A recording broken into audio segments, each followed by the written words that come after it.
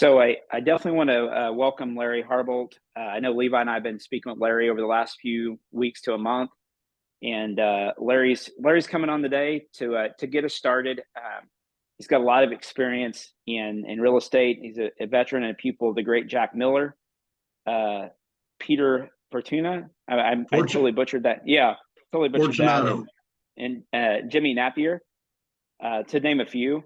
And you do a lot of coaching and training throughout the year. I know, Larry, we've talked about some of your courses and classes and things that you do, and we're definitely excited to learn and gain a little bit of your knowledge today. I know that there's a lot more than just this 1 hour Zoom that you could share with us, but we're going to condense it down today to this 1 hour Zoom. So welcome to the stage. We're excited to learn from you today, and I want to thank everybody for joining us. So take it away, Larry. All right, let me, I got to get my PowerPoint up. And I will make you co-host. Tell me when. You are co-host. Can you see my screen? Not quite yet.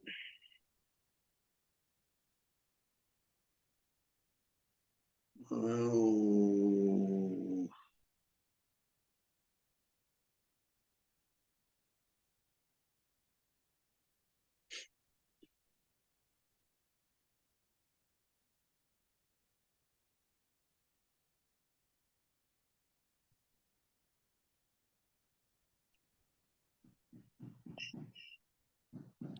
There we go. We got it, Larry. All right, good. Now, today I want to talk about something that I've worked on for the last 45 years. And it's something that most people talk about, and maybe they've touched base on it. But what I've done, I started out a long time ago with no money, no credit. Yet I was buying from banks and they were financing my deals, but they were financing them with land contracts. So I do have a lot of experience. I've sat at hundreds of kitchen tables talking to sellers. I only buy from the seller. I don't deal with any of the properties in the multiple listing service. I only work with sellers that want to get rid of their property. It's been a good career. I've been involved in over 400 deals in my lifetime. So I do have a little bit of experience. I've talked to sellers. I've heard about everything you can hear, and you have to learn how to overcome a lot of the things that people say. And that's what I've studied and practiced and wrote about through the years. So like I say, now's the perfect time to learn how to buy properties, close more deals, and get ahead of this changing market that's coming soon. The market is about to change. So everybody needs to get ready for that. And one thing I know for sure, if you want to be a successful investor, you got to first think like an investor. That's critical. Most people don't really think like an investor, as I will point out during the day here. It's a different thought process doing what I do. I do creative deals. I don't do the standard stuff. I do creative deals because I can give a seller whatever they want while I get what I want. And that's what I want to teach you guys today. I want everybody to think outside the box. That's the one thing I'm asking you to do. Forget about conventional methods you've been using. I want you to think outside the box, because if you can think outside the box, there's not a deal you can't do. That's plain and simple. So I'll go over that. And one thing I want people to do is I want people to pay attention. This is very, very important. Because of, we got high interest rates and they're not going to come down anytime soon, even though they're talking about it. And they're saying next year they're going to come down. I don't believe it for a minute, because at the rate we're going right now, a lot of the financial people are saying that we're on the cusp of recession. I think we're already in it. So I don't see the interest rates coming down for a while. Because of the high interest rates, people have higher mortgage payments. And when you realize what interest does to you, it's astounding what you pay extra just for the privilege of borrowing money from a bank or an institution. But I'm going to show you how you don't have to do that. I want you to look at, how interest rates are eliminating many of the investors and middle income families from buying a home to live in or an investment property. And this is an example I use, and it's pretty accurate. The difference between a 4% loan, which home buyers could get a while back, and an 8% loan works out to be about $2.57 per $1,000 of debt. Let me give you an example. A 4% 30-year loan, $200,000, you have a monthly payment of $954 P&I. 8%, $200,000 30-year loan payment is $1,467. So that means you're paying an extra $512 a month. And that's going to cost you an extra over that 30 years, $185,000. That's without taxes and insurance. That's why when you're borrowing from banks, excuse me, when you're borrowing from banks, it's killing investors. It prices us right out of the market, because if you're going to buy property, and one thing that I believe in is income properties. The only way you're going to create any wealth in this business is with income properties, simply because someone else pays for it. Someone else makes the payment from the rent that allows you to pay the seller. So there's many, many benefits to seller financing. Number one, it's the least taxed income there is, because you're automatically saving over 15% because there's no FICA. So you get that. You get appreciation because the value of the properties goes up. You get depreciation. Over 27 and a half years, you can write off what you paid for the property. And you can create deals that no bank would ever let you do. That's what I've been doing for years. But just understanding how interest is going to kill you. That's why I wanted to talk about that today. Seller financing is whatever you and a seller can agree on. Do you have to pay interest? No. Many sellers, if you can work a deal with them and they're motivated to get rid of their property, interest is not necessary. So I never mention the word interest when I'm talking to a seller. That if they bring it up, then we have to deal with it, but I never mention it. Now, we got a market that is slowing down. I don't know what it is in your area, but everywhere that I've got students around the country, properties are taking longer to sell and prices are starting to come down. So with that happening, properties aren't selling in 3 and 4 days. And it's getting more difficult to get institutional loans. I listened on the news the other day, and they were saying they're predicting that even people with AAA credit are going to have to put down over 30% of the loan, and they're going to pay a higher interest rate. And that's going to affect even us in the lower brackets. So that's one thing we want to get away from is interest if we can. You don't need large down payments in most cases. That is a negotiation. And I negotiate as small a down payment as I can get because it's not necessary. There's many, many ways to do that. And we'll go over some of that. The market's about to make a dramatic change. My question is, are you ready for that change? If you can't get bank financing, or it's going to be difficult, it's going to be very, very impossible for you to buy very many houses in a calendar year. I can show you how you can buy unlimited amount of property if you'll just change the way you think, change the way you do business. It's not difficult. It's just different. So, today investors, they're facing some huge problems. Like I said, banks are tightening borrower requirements. And that's you and I. See, I never deal with banks. I only pay the seller. Interest rates are high. Because of the higher interest rates, many investors won't be able to buy properties because of the high payments caused by the higher interest rates. And short-term hard money loans don't work if the investor can't refinance the loan. That's going to be a problem. Now, if you've got private money, that's one thing, but most people don't have that. So understanding there's ways of doing it where you don't need that. All too many investors are going to find it more difficult to get any type of financing other than seller financing. Now's the time. This is the perfect technique, the perfect way of doing business at the perfect time. I've been waiting for this for years. I've been waiting for this ever since right after 2000, when prices started to escalate up until 2009 and 2010, and then the market tanked.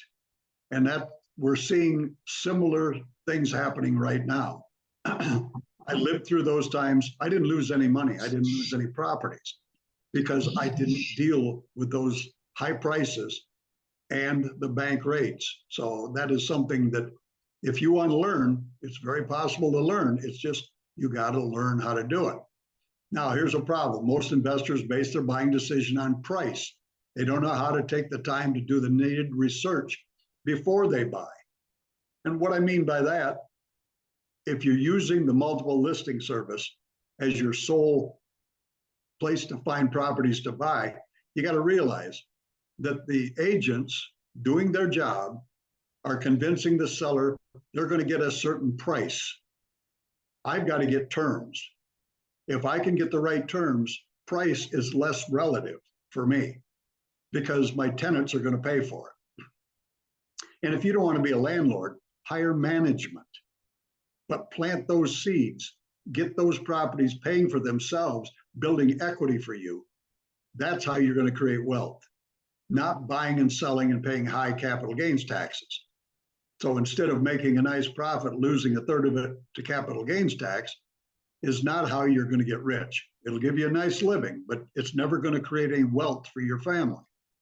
Many investors lack sufficient money to make large down payments and pay for repairs.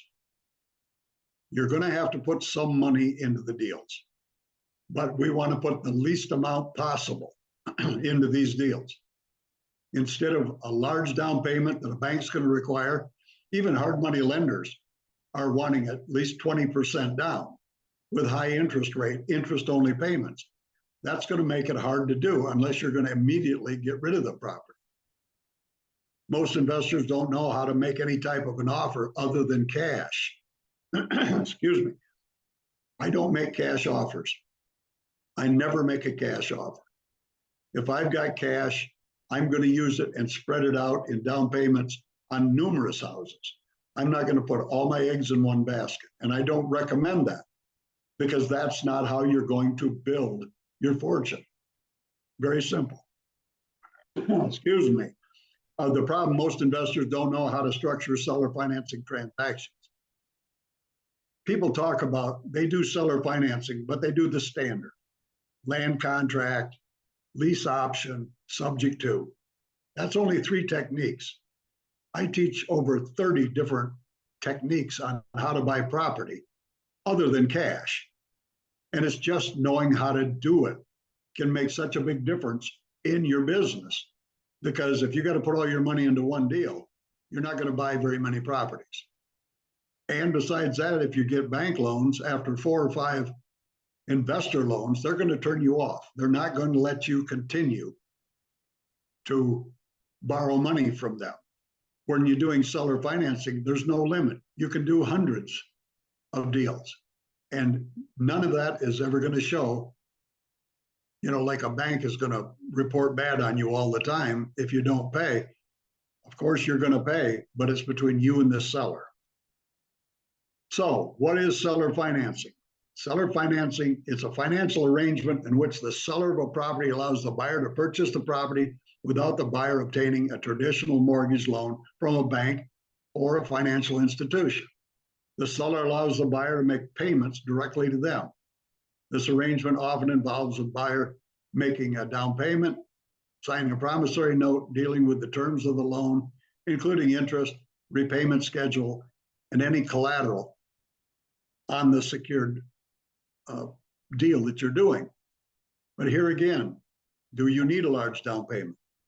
No. not always. And if I have to put too big of a down payment, I may not do the deal. You got to realize in the MLS, when you're dealing with a seller, those sellers have one property to sell. When I'm dealing with other sellers, I only deal with properties that are not on the MLS. And I'll show you how I find them. But I don't have to worry about them being brainwashed into getting a specific price. That's something we can negotiate. Price and terms. The terms can be whatever you and the seller can agree on. So what's creative seller financing? Creative seller financing refers to alternative financial methods used by property sellers to facilitate a transaction with a buyer by providing financial options other than standard seller financing or getting a traditional bank loan. This would include seller-held mortgages, lease options, land contracts subject to, as well as other creative arrangements. I can show you numerous ways to make offers on property other than just those. And these methods can be used to attract investors who may have difficulty obtaining traditional financing or to structure a deal that benefits both parties involved in the transaction. You got to realize it's got to be a win-win situation.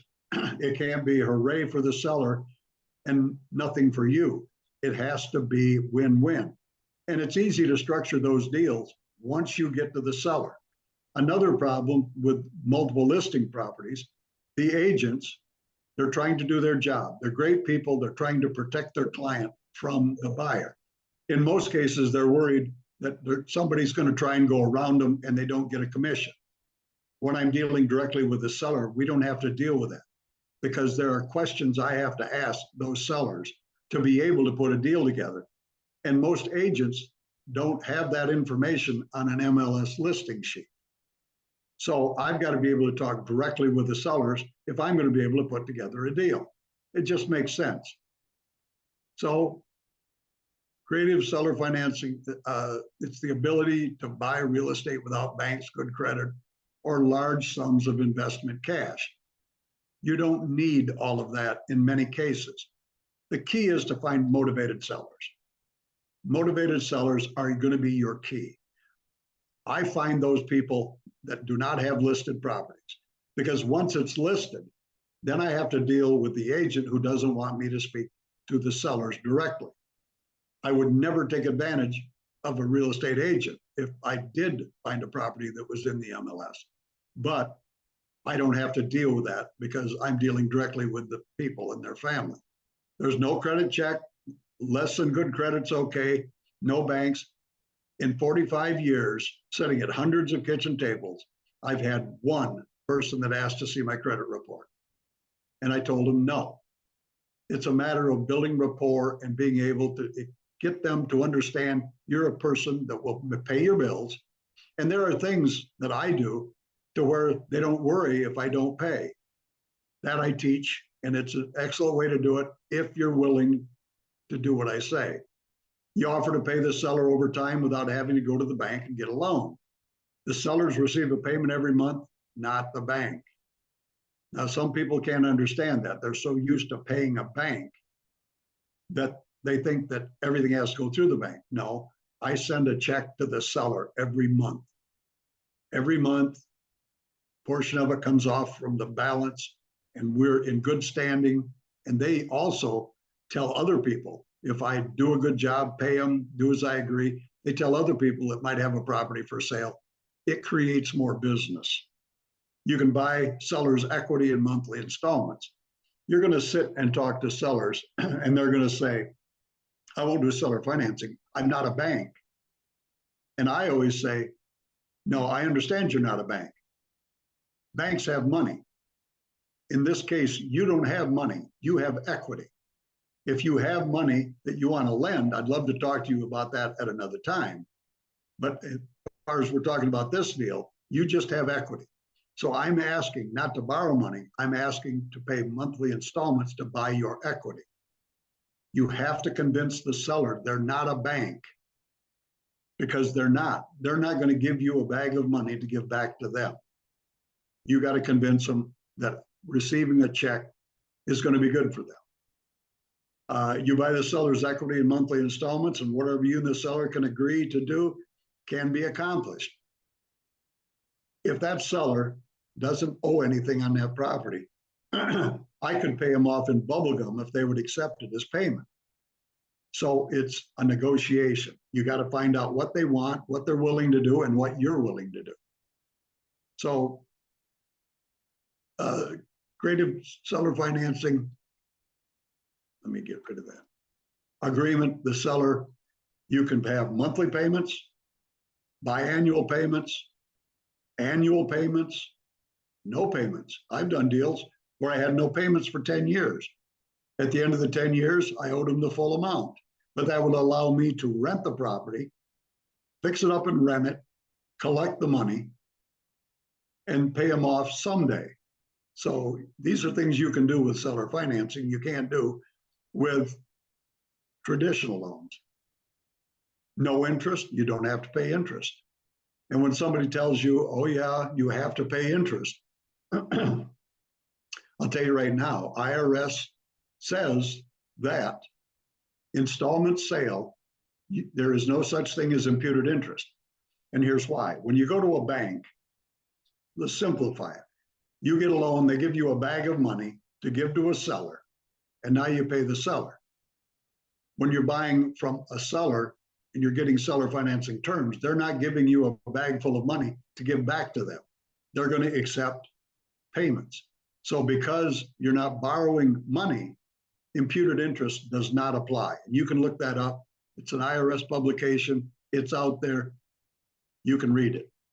No banks are hard money lenders.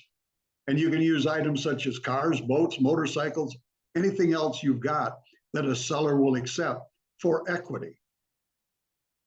I've traded a car as a down payment. I once traded a motorhome that I didn't have as the down payment and several months payments to get my value, but I gave the seller what they wanted. Now I had to acquire the motorhome, but on Saturday the 27th, I'm going to explain that deal to you, how I did that and how it can be done, because it's nothing but, it's a puzzle. You have to put the pieces of the puzzle together. Today, I want to talk about, there are 6 critical steps if you want to be a successful investor in the coming months. Number 1, you got to find properties others don't know are available. That's what I do. I look for properties that nobody else is looking at. You got to stop looking for properties in the same place everyone else looks at. Because in my opinion, in the MLS, the big investors, when a property hits the hot sheets, they have someone sitting in front of that property at 8 o'clock the first morning. And if they don't think it's a good deal and other people looking at it don't think it's a good deal, why should I think it's a good deal? That's why I don't use the MLS. I find my own properties. Number 2, you got to have a clear idea of what you want to do with each property before you buy it. Too many people have no idea. They're going to buy, fix, and sell. Too many people watch HGTV, where those people that call themselves wholesalers are not wholesalers, they're retailers. They buy, fix, and sell at a retail price. You've got to realize, you got to know, are you going to keep it as a rental? Are you going to flip the contract, assign your contract to someone else for a fee? Are you going to fix it and rent it? Are you going to fix it and sell at retail? What are you going to do? Because the numbers calculate differently on each one of those different properties. So it's something you need to understand what you're going to do with every property you look at before you make an offer to buy it. You got to correctly analyze the numbers of each property. That's important. If you don't know how to analyze your numbers, you're never going to put together a good deal. Figure your repair costs. If you can't quickly figure your repair costs, then how do you know what offer to make? Say if you're looking at a property and the seller has it listed in the multiple listing service and they want $180,000 for it, and you want to get the property, so you tell them you'll give them $170, you may be making a big mistake, because what are your holding costs? What are the repair costs? What are all of the costs of buying? These are things you have to figure into your buying decision. You can't just give them what they're asking and hope to make a profit. That's a big mistake too many investors make. You got to be able to negotiate with sellers effectively. If you've never sat down and talked to sellers at a kitchen table, there are questions you need to ask. You're going to get responses. If you've never done it, you don't know how to reply to. I've taken care of all of that for you. I've got all kinds of different things to train you before you ever get there on how to handle these situations. And you got to know how to make offers the sellers will accept. That's a simple process. Once you put all the pieces of the puzzle together, then you can make an offer based on what the seller wants and what you need or want, and then you can put a deal together. You're not going to do every deal, but you'll buy more houses than if you just throw cash at the deal when everybody else is throwing cash at the same deal. Now, what do you want to do in real estate? What is it you want? You want to be a bird dog? What is a bird dog? A bird dog is someone that's in the streets finding property that they tell another investor. And if the investor buys it, they get a $400 or $500 fee for finding it. That's never going to get you anywhere, but it might pay some bills. Now, I still bird dog. If I find a property I don't want, I know it's available, I call some of my friends and I tell them about the property. Do I get paid? When they close on it, they'll throw a few bucks my way. So I still bird dog because it's part of the business. Do you want to be a wholesaler? Do you want to buy a property and wholesale it to someone else for a modest fee? The problem with being a wholesaler, too many people that don't know what they're doing are asking for too big of a wholesale fee. You got to remember, the person you're going to wholesale the property to has to be able to cover all the numbers and make a fair profit and still be able to give you a fee. So you got to buy it as though you were going to buy it yourself. You come up with a price you would pay for it if you were going to buy it, minus the amount of the wholesale fee you want. Because if not, you may do one deal, but the greater fool theory says they're not going to come to you again. Because if they're not going to make money, they're not going to do deals with you. So to be a good wholesaler, you have got to be able to buy the property as though it was for you, deduct the fee that you want, a modest fee. And then you can stay in business. I've got a friend that had about 180 people on his buyer's list because he went to real estate meetings. He talked to everybody. And then he had 4 people in the streets, 4 bird dogs finding properties. And he had a tremendous business. He lived in the Baltimore area. He had a machine that worked. Now, he had to train his bird dogs exactly what to look for, what he wanted, but he made a ton of money. So you can be a wholesaler and make money, but you're not going to make the kind of money you can make if you're going to retail property or keep long-term income properties. Do you want to flip the purchase agreement?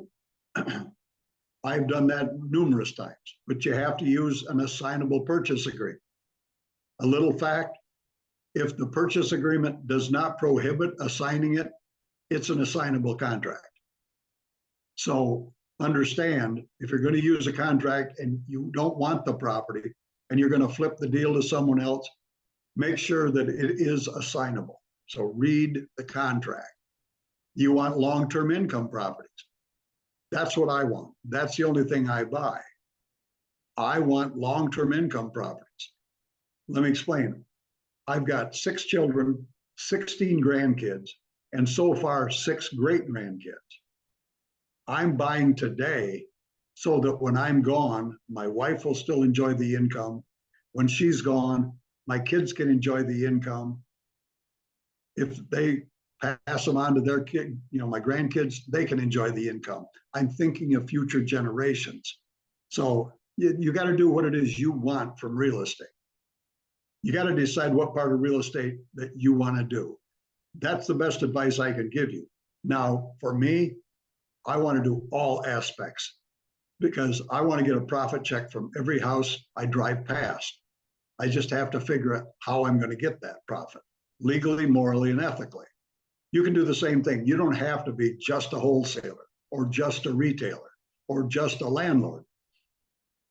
I can find properties for other people that I don't want. I can flip the contract, ones I don't want. I can keep the long-term income properties. Whatever I want, I can do, but you got to be able to take advantage of every opportunity that you come by. So now we got to look at, where do you find the best seller financing deals? I send letters to property owners. I only send to non-owner occupied free and clear houses they do not live in that are completely paid for. It's a fact that 40% of all the houses in this country are free and clear. They're paid for. You would never think that, but it's true. 40%. I send letters to these people wanting to know if they'd like to sell their property. And I don't care if they live next door to the house I'm trying to buy.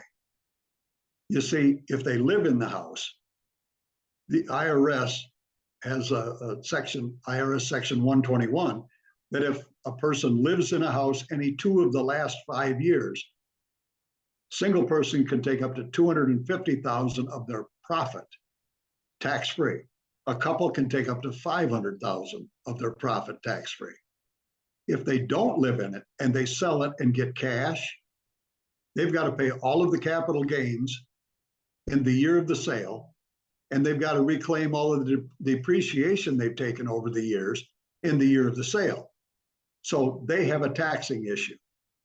These people, when I negotiate, I can tell them, look, if you'll let me pay you by the month, you only have to pay the capital gains and depreciation contained in the 12 payments I send you every year. So it's less of a bite. They don't have to lose a major portion of their profit simply because they wanted cash. What they need the cash for is something you have to find out. Now, here's a letter that my wife and I use. This is the first paragraph. It says, hi, my name's Christine Harbolt. My husband Larry and I are investors looking for a few properties we can buy for our retirement plan. We see from public record of whatever county that you own a property there that you do not live in. That's where we found your name. The rest of it, it tells them we're not real estate agents. And this letter I've been using for years. Now at the bottom, if they want to mail it back, they can give you some information. At the top, it's got all of our personal contact information. They can call us, email us to set up a time that we can talk about it. So we send these letters. I buy a list of free and clear, non-owner occupied free and clear properties. I buy 2,000 or 3,000 names at a time by county surrounding where I live. I send them this letter. Some do, some don't. Now, this particular letter, what I do in my letter, on the backside, there's something I do. I have bought properties 3 and 4 years after I send the letter. It's important to understand you want this gift to keep on giving. So it's how you do it, not so much what you do. You can send to high equity properties.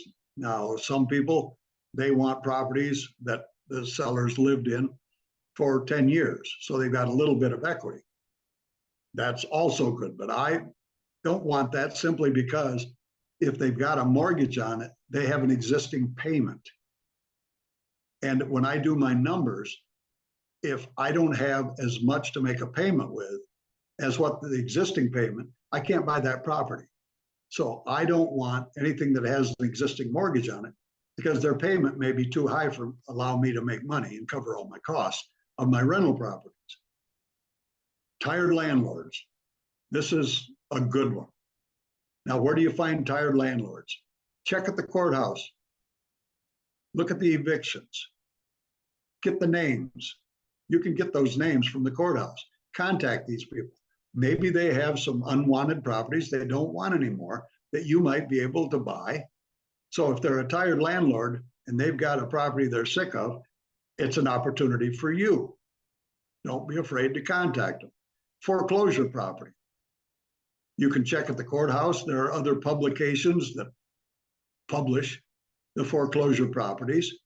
There's some deals there. The only thing I don't like about foreclosure properties, there's only one way to buy those, in my opinion, and that's using the land trust. That's a whole nother talk at another time. But if I'm going to take it, I've got to take it subject to, because if not, the bank is going to want cash for that property, and I'm not going to pay cash. I'm not going to take all my cash, put it into one property. So probate properties, another great one. And you can get lists of probate properties at the courthouse. People that have property in probate that you can contact to see if they want to sell. Many times, older people have passed away. Their children live in other states. They don't want the houses. So many of them might take terms because they don't want to have to deal with keeping the property rented. They don't want the maintenance. They don't want liability. They don't want to have to keep the lawn mowed, the pool cleaned. Many times you can structure a deal with the children of probate properties. You can buy from wholesalers. I'm sure you've got people in your group that do wholesale deals. For sale by owner signs. I personally don't waste a lot of time on for sale by owner, simply because when I talk to these people, what I have found in most cases, they're not really motivated. They're trying to sell it themselves because they don't want to have to pay a real estate commission. So they're not the motivated people that I want. I want people that need to move, have to move. They're changed jobs, they're moving to another area. These are, just, I want properties that they don't want anymore. Real estate meetings. You've got investors there that probably have bought a property that they don't really want. They want to flip it over. There's an opportunity there if you can make a deal, depending on how they bought it. Driving for dollars has always worked for me. I drive around different neighborhoods where I live in the Tampa, St. Petersburg area. And when I see a house that's unloved, I write down the address. I go to the county property tax appraiser's website. I look up the address and it will tell me where the property tax statement is sent every year. I take that information, then I send them a letter. It's a different letter, but that's a way to find a property to see if they want to sell. Just good places to find properties that most people don't look. So another thing, quickly figuring repair costs. When you're going to buy a property, before you buy it, you got to do a quick walkthrough. And I've got a walkthrough sheet that I use that has saved me a lot of money from unscrupulous contractors. This is a 9-page form that I've got. And it takes in consideration the outside and every room of the house. And what you do is in the left column, you put a check mark when it's something you want to be fixed. All right, then the contractor, you give them a copy of this and they take what you put a check mark by and they bid it from this sheet. So they're not going to add a bunch of stuff because you've already dictated what you want fixed in that house. I recommend getting 1 or 2 licensed contractors to give you a quote. And when you're negotiating with the seller, always use the highest quote to negotiate. You're not going to use that contractor probably anyway. You probably can get it done for less, but you have something to quote them because it comes from a licensed contractor. And who knows better than a licensed contractor what repair costs are going to be, because that's what they would use if they were going to get a quote. Complete a quick study repair sheet. Now, I created this sheet. Other people are using a similar one. It's a little blurry, but I just guesstimate at the price that it's going to cost me to do the repairs. You do the big things, little things take care of themselves. So your roof, your rotted wood, windows, flooring, everything. And what you can do, I've also got some sheets where you can go to Home Depot or Lowe's and you can go through and see the items you like, put down the SKU numbers and the price. So you have a good idea of what some of these things are going to cost. The only variation is going to be the labor on that. So this sheet, this is what I use to do my estimation of repairs. I can do a walkthrough in a property in 30 minutes. I know pretty much what it's going to cost me, close enough to make an offer. So you need something like this. Many of you already have it, but you need something. Once you get a quote, look for simple ways to increase the value of the property. Now, something I do, if I've got a house and I want to retail it, and it's a $200,000 house, I would look for open houses of $300,000 and $400,000 houses. I would go to those open houses. I would look in the kitchen, the countertop, the high neck faucet, the sink, the laundry, the bathrooms. And I would look at some of the items they use. And it costs a little bit more, but when you add them to your property worth $200,000, you got to realize when people come to look at your house, they've been looking at other $200,000 houses that don't have these nicer things in there. Yours is going to stand out. And you can probably get a little bit higher appraisal on it simply because you've added things other houses in the same price range don't have. And if you can be there when the appraiser's there, point these things out. So, understanding that, you got to analyze your numbers. How do you analyze your number? How much do you pay for each property? That's the big key. How much do you pay? Well, you've got to have some type of a formula that you use. What's the maximum payment you should offer a seller? When I buy a rental property, price is less relative because I've got to base it on what it rents for each month.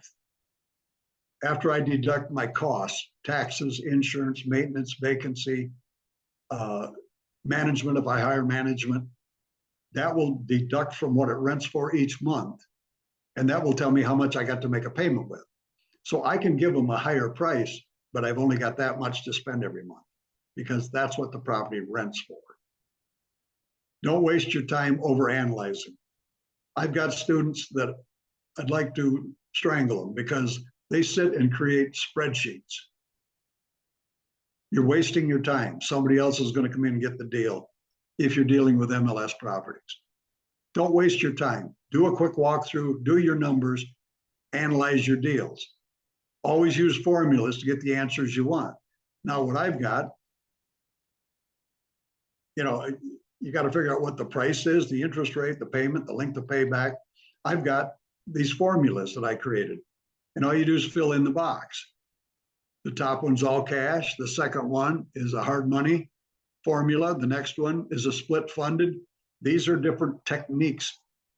On the backside, it's got 3 more different formulas to use. That's why I say no matter what you're going to do with the property, if you're going to pay cash for it, you're going to use the top one. If you're going to get a hard money loan, you use the next one down. So using the right formula, but the numbers are going to be different based on what you're going to do with the property. Negotiating with sellers. Now that we're getting into where it's going to be a little bit more complicated if you don't know what you're doing. Your first contact is going to be important when you're dealing with people. Most people do all their negotiation allowing their real estate agent to do it. That's not negotiating. That's talking about price. I've got to sit down and talk to people. When I go and sit to talk to a seller, I'm going to spend 30 or 45 minutes talking about everything under the sun before I mention the house, because I want them to know me. I want them to understand I'm a good person, a family man. I'm building rapport. It's critical. If they don't like you, they're not going to do a seller financing deal with you. You're going to have a bigger challenge to put a deal together if they don't like you. So you need to build rapport. That first contact is going to be critical. Now, I may make 2 or 3 trips talking to those sellers to put a deal together, but it's time well spent. Because if I put together a good deal, the small amount of time that I'm spending there is minuscule to the benefit I get from it. See, I'm happy to do 6 or 8 good deals a year.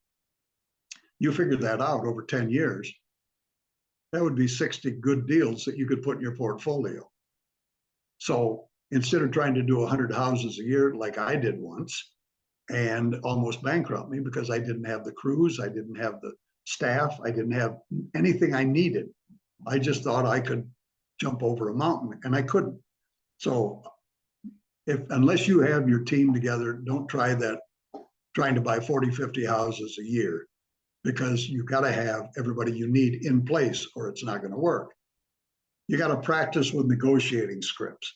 What I've done is I've listened to sellers for years, and I've got 14 different scripts depending on the type of seller I'm talking to.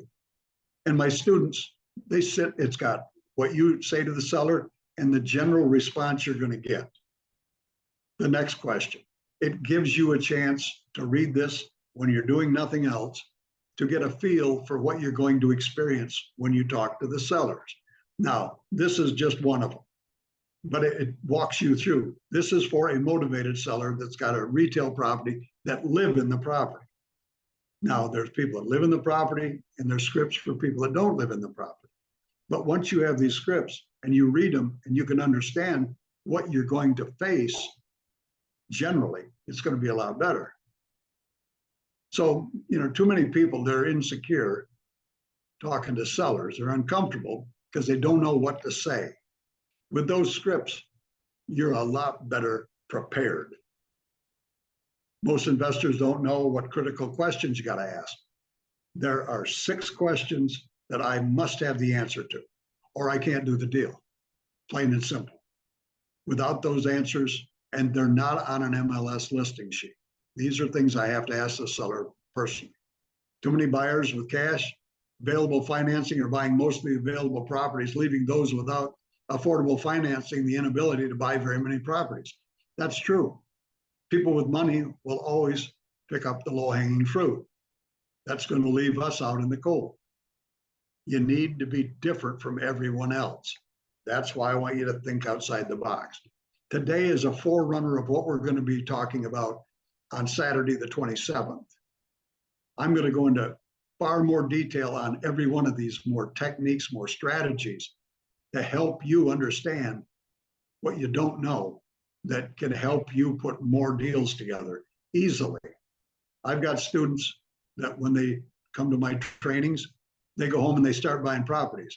I've got one single mom from South Carolina, 32 years old. She came to my training, she went home, and in 9 months, she had bought 8 rental properties with seller financing terms, simply because she used the tools that I give her. That's what's going to take years off your learning curve. I've spent 45 years learning this.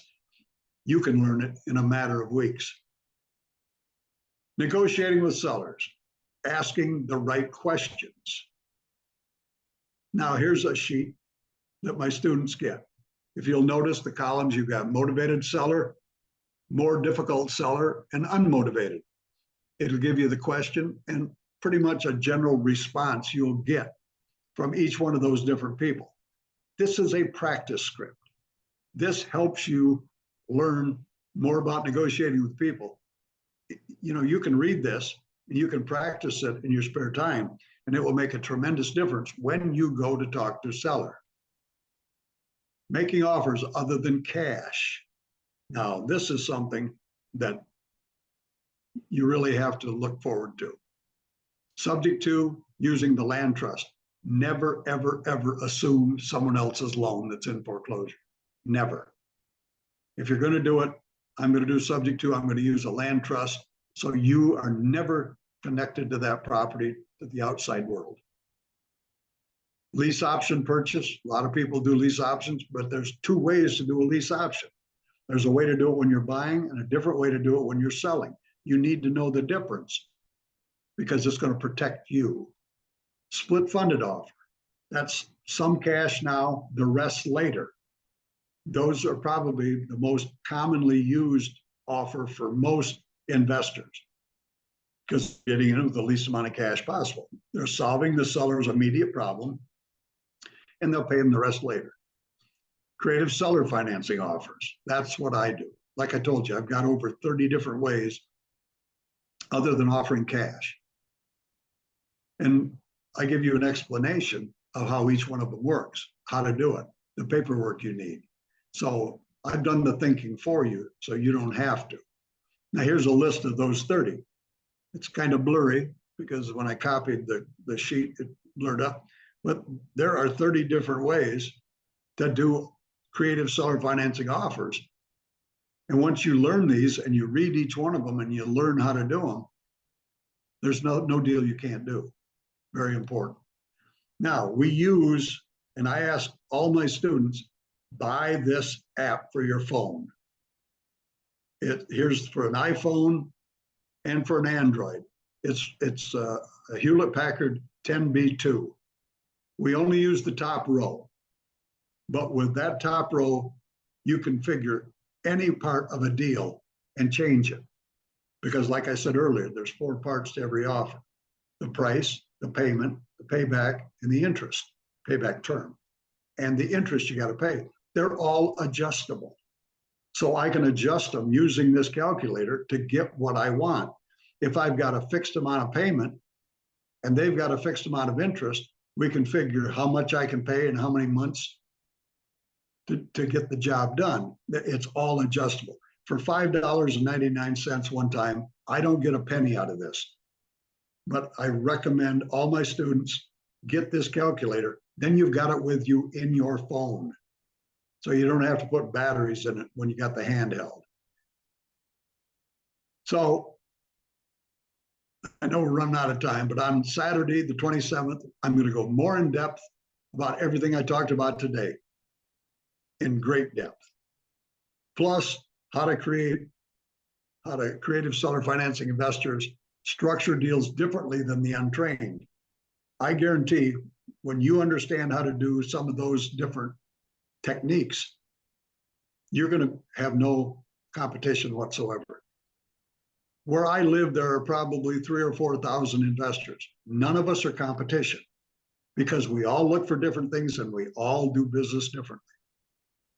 You won't have any competition, and nobody that is untrained can put together deals like you can.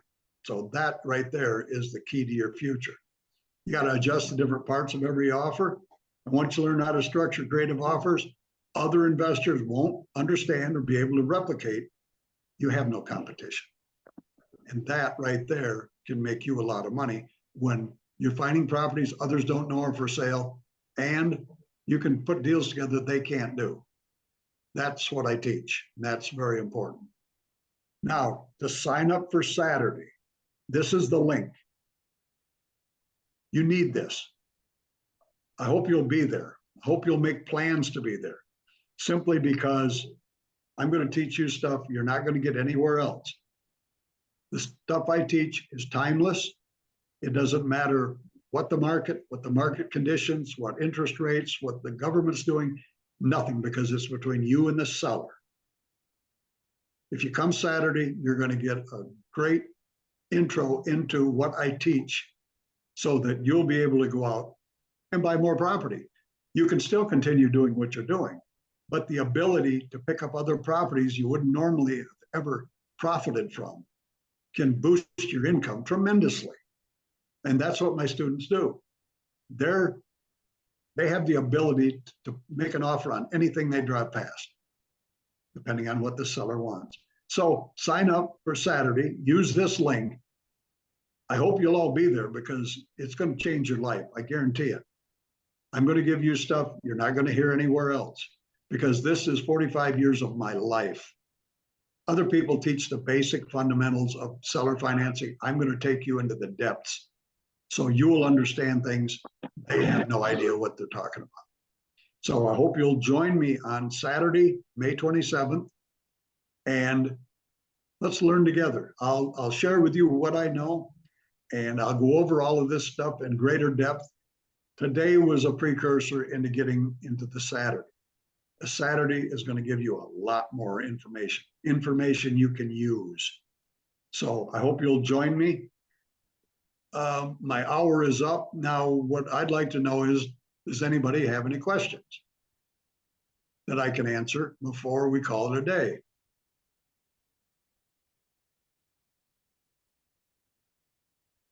Hello, anybody there? Yeah, I was waiting on the group. Okay. What percentage of deals do you think, Larry, right now just in the U.S. are seller finance versus traditional or bank financing? You, and that's the blessing. Right. Not everybody's doing it. Most people, a lot of people, I started out on land contracts, but there are so many other ways that you can do a deal. But here again, you got to know what you're doing. You got to know what to look for, the type of deal you want, the type of seller you want to be able to create the deals that will help them and help you. So the percentage, not a lot of people are doing this.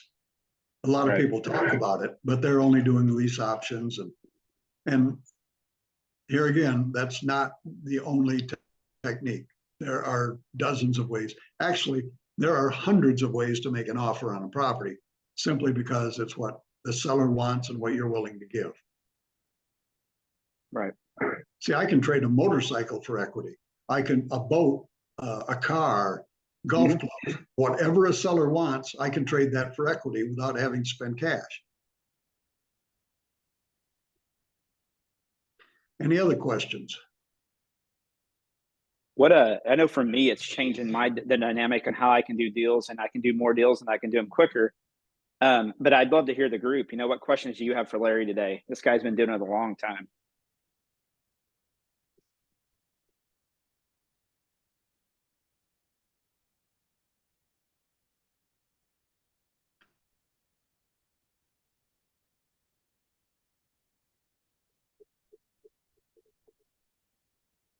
Dustin, you always have questions. Yeah, I usually do. I do. Hey, Larry, I'm just curious, and it's probably in the link. How much would something like this cost for us, to be able to be one of your students? I just want to get an idea what that looks like. Well, that's what I was going to tell. I do a 4-day training. They're all in Tampa. I do them every 3 or 4 months. It's $1,997. You get a 11-pound box full of courses, quick study sheets, and everything also comes on a thumb drive. So all of the paperwork and stuff is on Word. Plus, when you come to the training, everybody I've got over 40 bonus lessons, books, articles, and things that they can learn on other parts of the business.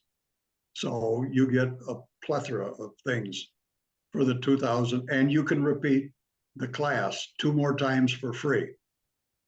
So you get 3 times at the trough. Outstanding. Hey, Larry, thank you for sharing that. Sure. Anyone else?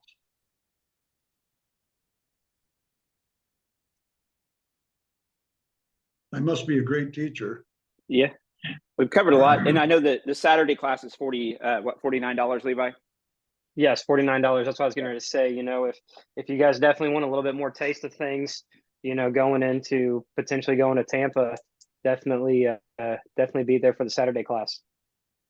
Well, this is going to change the way you do business, and it can change your life simply because you don't have any competition, and it's not that hard to do. It's not complicated. I've done all the work for you. I've created all these scripts, all these formulas, different lessons that will take you into areas you never thought about. So you need to be there on Saturday. Absolutely. I mean, people go to college, they spend thousands and thousands of dollars. And this will teach you easier how to make money and more money for 2000. Yeah. I mean, the choice is yours.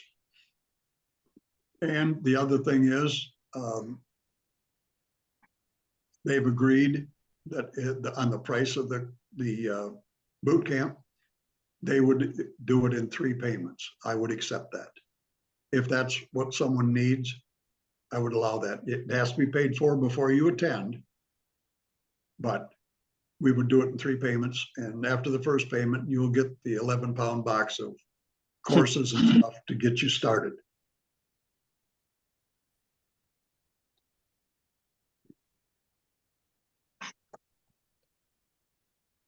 Awesome. Anybody All else right, have any guys. other questions?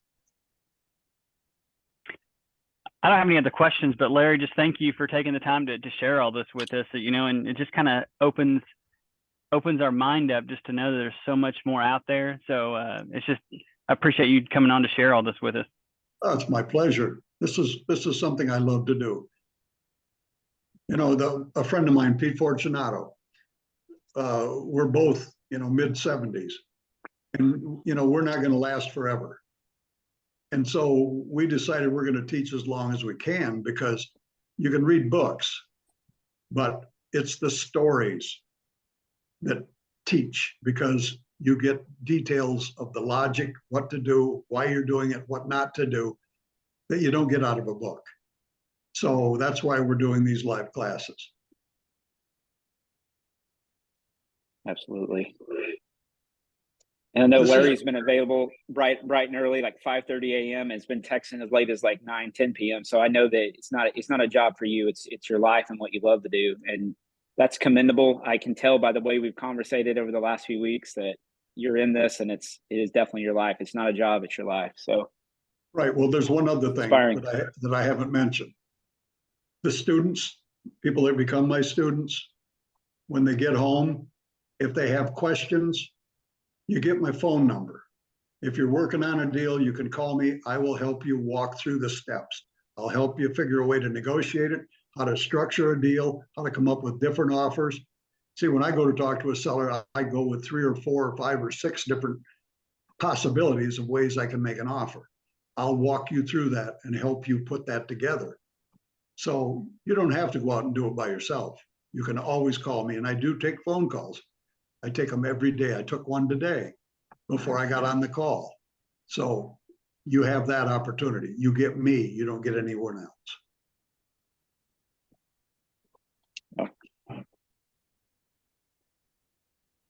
Love it. Well, guys, I got to Okay, jet on to well, my next appointment. yep. So we'll share this. We'll share the sign up link in the page and all that as well. So, and this will be available after. We'll put this in a private page after we get done with the recording. So, Well, I want to thank everybody for being on the call. Yeah, thank you. You're right. This is something I love. And so Yeah. I'm here for my students. I've been really successful, and I want to help you be successful. So thank you for having me on, and I definitely am looking forward to the 27th. absolutely. So Thanks, Larry. Please make your plans to be there on the 27th. Yeah, thank you, Larry. Okay. look forward to it. All right. All right. Thanks, guys. guys. We'll see you. Okay. Bye.